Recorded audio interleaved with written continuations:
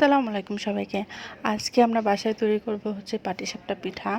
এর জন্য হচ্ছে প্রথমে তৈরি করে নিতে হবে পাটিসাপটা পিঠার খিরসা। যেহেতু পাটিসাপটার পিঠার খিরসাটা আমরা বাসায় তৈরি করতেছি, এর জন্য হচ্ছে প্রথমে এখানে 6 কেজি দুধ ছিল, যেটাকে আমরা জাল করে 2 কেজি পরিমাণ করে নিছি। তারপর হচ্ছে পোলার চাল গুঁড়া করে তারপর দুধের মধ্যে দিয়ে তারপর হচ্ছে এই খিরসাটা তৈরি করা হয়েছে। এখানে আর অন্য কিছু দেওয়া হয় নাই, শুধুমাত্র লাস্ট টাইম ইউজ করা হয়েছে হচ্ছে চিনি নামানোর আগে। একটু ঘন করে তৈরি করতে হয় এই খিরসাটা। তারপর হচ্ছে পাটিসাপটা পিঠা হচ্ছে ব্যাটার। এখানে হচ্ছে আমরা ইউজ করছি হচ্ছে চালের গুঁড়াটা ব্লেন্ডার করে হচ্ছে একটা ব্যাটার তৈরি করে নিচ্ছি। এটা হচ্ছে অনেক বেশি ঘনও না, অনেক বেশি পাতলাও না, এরকম হবে। আর হচ্ছে সাথে দিচ্ছে হচ্ছে গুড়টা দিলে দেখতেও সুন্দর হয়, টেস্টটাও ভালো হয়, এর জন্য হচ্ছে গুড় ইউজ করা। তারপর ফ্রাই প্যানটা গরম হয়ে আসবে, তখন হচ্ছে পরিমাণ মতো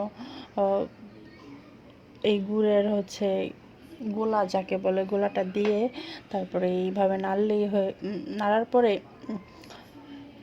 কিছুক্ষণ পরে হচ্ছে এই পিঠাটা তৈরি হয়ে যায়, মানে হচ্ছে এই হয়ে যায়। তারপর হচ্ছে দিয়ে দিতে হবে আমাদের আগে থেকে বানানো খিরসা দিয়ে হচ্ছে এটাকে এখন এই যে পাটিসাপটা পিঠা যাকে বলে এইভাবে উল্টে উল্টে মোড়ায় হচ্ছে বানালেই হয়ে গেল আমাদের পাটিসাপটা পিঠা।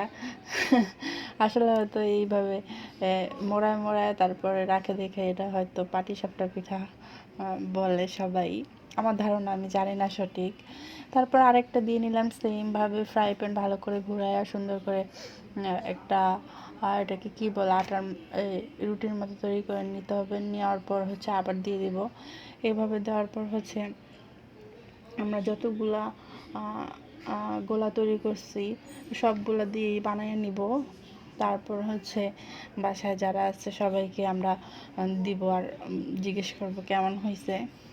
এই তো ছিল মূলত বাসায় পাটিসাপটা পিঠা তৈরি করার একটা প্রসেস।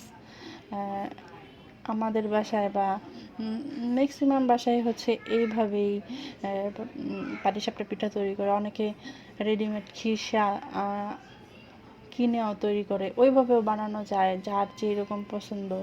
আমরা খিরসা দিয়েও বানাই, বাট হাতে তৈরি খিরসাটা দিয়ে একবার হলো বানাতে হবে, মানে হাতের জিনিসের মজাই তো আলাদা, তাই না?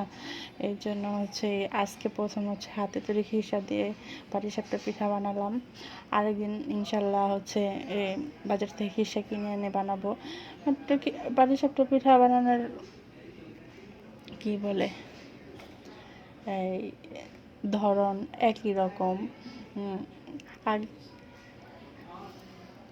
এই তো আমার অনেকগুলো পিঠা হয়ে গেছে অলরেডি, এখন হচ্ছে সবাইকে দিতে যাব, আরও বানাতে হবে। আজকে সারাদিনের কাজের কিছু অংশ শেয়ার করলাম।